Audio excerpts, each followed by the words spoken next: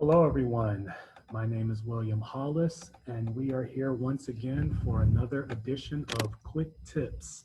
This is a series to assist you in your personal and professional development, and especially for those job searching, we want to make sure that you are able to utilize resources and technology to assist with your job search.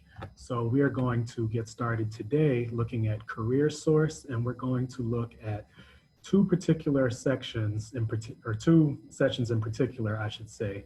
And also, before I get started, this is www.careersourcepbc.com, PBC for Palm Beach County. I want to make sure you have that website so you see where we are.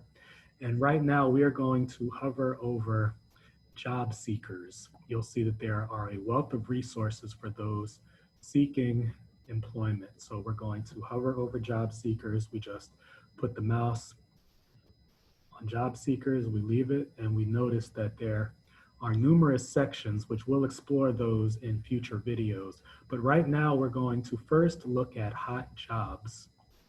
So if we click on hot jobs, we left click on that, you will see a series of job openings. As you can see right here up top, it says Palm Beach County's hot jobs list is updated weekly and includes job openings that businesses are looking to fill quickly.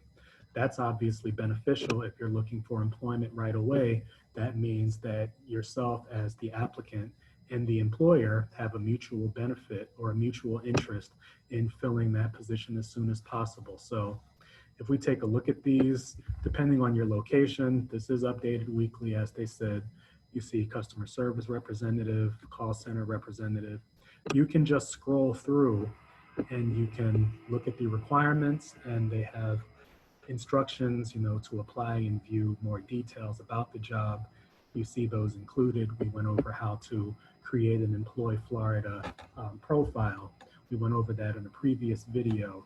So that's another benefit of having, the Employ Florida profile, because if you saw this position, for example, call center representative, you'll notice that you'll want to search for the job order. You just want to have access to that. This says, high school diploma or equivalent. So if that's you, and you see that it's $18 an hour, you're going to want to have that profile so that you can apply for that. Which I would like to add in a shameless plug for our GED tutoring. Right now, we do offer that. I provide the tutoring virtually, and I'm here to assist you if you needed to get your GED so that you can be eligible for positions like this and to advance your career. You can certainly contact me at any time or contact someone in the library in regards to that. So just wanted to add in that plug for why you should have your high school diploma or GED. But anyway, these are just I'm sorry. These are the job positions, the job titles and positions that are available. And you can just scroll through and you see they have them in various locations, various requirements or what have you. You can look at those. So that is hot jobs. Now, if none of these appealed to you, and let's say you wanted to search a wider database, we would hover over job seekers once again, and we would go over to search for jobs. So let's click on search for jobs. And you'll see that CareerSource has a virtual career system. This is especially beneficial because obviously with the pandemic, we need virtual resources. We need virtual resources for obvious reasons. So you can put in a city or a zip code. I'm going to put in the library's zip code, but you would put in your own, obviously. And just for the sake of showing you how to do this, you search jobs, you can put in any job title. Let's say you wanted to inquire about cashier positions and say you wanted them within 10 miles of this zip code. We would then hit search. And as you can see, we have results come up. So there are 14 results found for cashier. For the purpose of this video, we are going to go to one that is most recent. Obviously, if it was just listed, that means it's new, it's fresh. You can be one of the first applicants. to submit an application. So let's click on this one. We see that it was listed on today, actually, on August 3rd. Well, it might not be today when you watch this video, but this is August 3rd. Today is August 3rd. So let's go ahead and click on that one. So we click on restaurant shift leader crew member. So when we click on that, we can scroll down and look at the information. It gives us a job description, full-time and part-time positions available, and you can just see the job description. So once we see that we would like that we would enjoy that position, or that's something that fits our criteria, we hit apply. Now, once you hit apply, you see you are taken to, what do you know, Employ Florida. Now, we are not logged in right now, but I wanted to show you the different ways that we could access positions. So as you can see, you can either go to ZipRecruiter, which we'll actually go over that in another video, but we're not logged in right now. But if you have your Employ Florida login, you would click how to apply, and you can find it that way. But another way that you can find this, actually, let's look. As a matter of fact, if we click on this link for ZipRecruiter, let's click on that. So that's where the source of the position is. So actually, no, we don't want that as of yet. Let's actually, okay, so I wanted to show you how to adapt on the fly, and I actually didn't do that on purpose. But let's say that we didn't see what we needed to see on ZipRecruiter, and let's say that we don't have an Employ Florida login. What do we do in this situation? Let's go to Firehouse Subs. Let's just do a search. This can be beneficial because a lot of this is knowing how to adjust on the fly.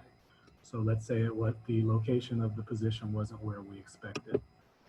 We search Firehouse Subs. Let's go to the website. Now, ordinarily, and this is good to know, whenever you are applying for any position, you'll normally see the Careers tab listed all the way at the bottom. So we scroll down to the bottom, and let's click Careers all the way down at the bottom. This is for Firehouse Subs, but you can normally find that in a lot of places when you apply. So we have Careers. Now we are going to go to franchisee-owned restaurants. That's places there where someone has their own Firehouse Subs versus the Firehouse Subs company. That's another topic though. So let's click on franchisee-owned restaurants. And then we want to view open positions. This is all about adapting on the fly. Now, as you can see, there are tons of positions all over the place. So what we're going to want to do, we'll put in our zip code once again, and we'll say within a 25-mile radius, and we'll click Find Jobs. And we see that we had 5 jobs come up. So let's say we wanted this one in Lake Worth, just as an example. So we click on Team Member, and then we would look over the job description and everything. And once we see that we like that, we would just fill in this information. I'm actually going to apply as our fictional person, that being, I'm not going to submit it, but say if we wanted to, we would say John Smith, and we would enter in our email, Sir John Q. Smith 60, gmail.com. Put in the phone number. I'm just going to put in the work number. We're not going to actually submit this, but I just want to show you how you can locate positions. You can locate vacancies and apply for them. So let's go ahead and do that.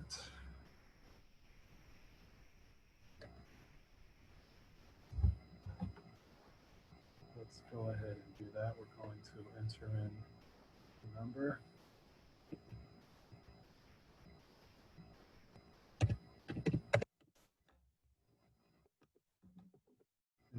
put in our location. Let's put in the library's location.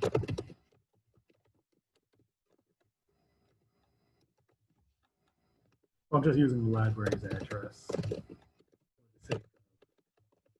Showing you how we do this. Put in the zip code.